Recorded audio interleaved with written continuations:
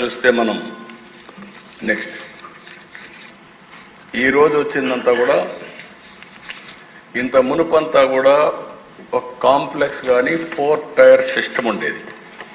ఆ 4 టైర్ సిస్టంలో 5, 12, 18, 28 ఇందులో కూడా ఒకే ప్రోడక్ట్కి సంబంధించిన వేరియస్ బై ప్రోడక్ట్స్ వస్తే ట్యాక్సేషన్ మార్చేసేవాళ్ళు, వేరే స్లాబ్కి పోయేది.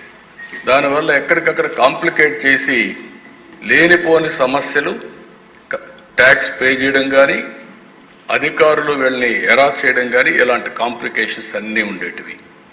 ఈరోజు చాలా సింపుల్గా 5 టైర్ స్ట్రక్చర్ని 2 స్లాబ్లు 5, 18 దీనివల్ల 140 కోట్ల మందికి నాకు ఏమాత్రం అనలేదు, ప్రతి ఒక్కరికి లాభం కలుగుతుందని మరొక్కసారి ఘంటాపదంగానే మీ అందరికీ చెప్పేస్తాను. నెక్స్ట్ ఈరోజు ఇక్కడ చూసినప్పుడు కేంద్రం దివాళీ బోనస్ కింద చెప్పారు, కానీ మనందరికీ పండుగలు దసరాతో స్టార్ట్ అవుతాయి. 22 అమలవుతుంది. దసరా నుంచి మనకి దీపావళి వస్తుంది, దీపావళి తర్వాత సంక్రాంతి వస్తుంది. ఈసారి అన్ని పండుగలు ఘనంగా జరుపుకునే అవకాశం వస్తుంది. నిజమైన స్ఫూర్తితో పండుగలు చేసుకోవడానికి పేదవాడికి అవకాశం వస్తుంది. దిశ నేను ఎప్పుడు చెప్పేవాడిని, సంక్రాంతికి ఒకసారి కానుక కూడా ఇచ్చాం, పేదవాళ్ళు పండుగ చేసుకోలేరని. ఈరోజు ఈ యొక్క రిఫార్మ్ వల్ల 99% ఎవరైతే 12% ఓల్డ్ స్లాబ్ రేట్ ఉన్నారో వాళ్ళకందరికీ 0%కి వచ్చేస్తున్నారు. ఇంకొక పక్క 90% గూడ్స్ 28% నుంచి 18%, 5%కి వస్తున్నాయి. ఈ విధంగా గణనీయమైనటువంటి ట్యాక్స్ రిడక్షన్ వస్తుంది. ఈ విషయం మనందరం గుర్తుపెట్టుకోవాల్సిన అవసరం ఉంది. నెక్స్ట్ ఈరోజు ఇక్కడ దశ ఓసారి మనందరం చూస్తే కొంతమంది బోల్డ్ రిఫార్మ్స్ చేయగలుగుతారు. బోల్డ్ రిఫార్మ్స్ చేసిన వ్యక్తి నరేంద్ర మోడీ గారు. ఆయన ముఖ్యమంత్రిగా ఉన్నప్పుడు నేను చూశాను, ఆయన ప్రధానమంత్రిగా ఉన్నప్పుడు చూశాను. 2 సార్లు కూడా ఏదొచ్చినా కూడా అనునిత్యం ఆలోచిస్తారు. నూతనత్వం ఉండాలి, రిఫార్మ్ ఉండాలి, ప్రజలకు ఉపయోగపడే మంచి కార్యక్రమం ఏం చెప్పినా ఇమీడియట్గా యాక్సెప్ట్ చేసే వ్యక్తి.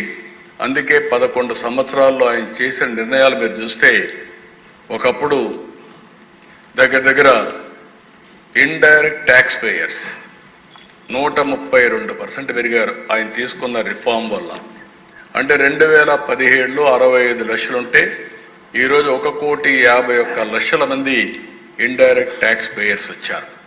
ఇంకొక పక్క దిశ జిఎస్టీ రిసీప్ట్స్ ఒకసారి మీరు చూస్తే 207% ఇంక్రీజ్ అయింది.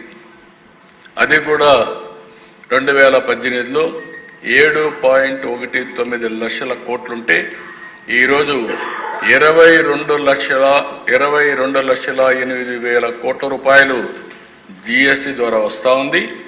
18% యావరేజ్ గ్రోత్ రేట్ CAGR.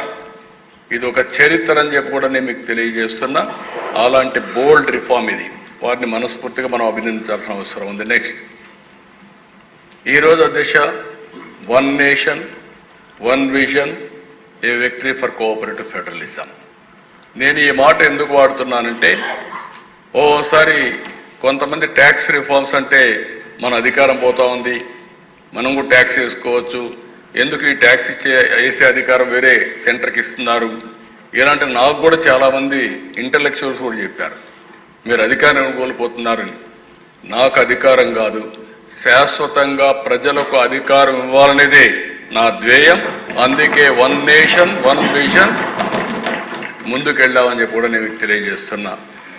దీనివల్ల యునానిమస్గా కన్సెన్సస్ బిల్డప్ చేశారు ఆల్ స్టేట్స్లో. రెండోది ఒక పొలిటికల్ మెచ్యూరిటీ ఏదైతే ఎన్డీఏ గవర్నమెంట్ చూపించిందో ఎక్కడా డిసెంట్ లేకుండా అన్ని రాష్ట్ర ప్రభుత్వాలని కన్విన్స్ చేసి రిఫార్మ్ తీసుకొచ్చారు. మూడోది ఈరోజు next generation reforms despite growing global instability, ప్రపంచం అంతా కూడా 3-4% గ్రోత్ ఏంటంటే 7, 8 ఈ రిఫార్మ్స్లో నాకు ఒకటే నమ్మకం కూడా ఉంది. ఇంకొంచెం కానీ స్ట్రాంగ్గా మనం పనిచేయగలిగిపోతే ప్రపంచంలోనే డబల్ డిజిట్ గ్రోత్ సాధించే ఏకైక దేశం భారతదేశంగానే ఉంటుంది. దాంట్లో అనుమానం కూడా లేదు. అలాంటి ఒక స్ట్రాంగ్ లీడర్షిప్, స్ట్రాంగ్ హెడ్వే విండ్స్కి వ్యతిరేకంగా కూడా ఈరోజు ఆయన పనిచేసి ముందుకు పోయే పరిస్థితి.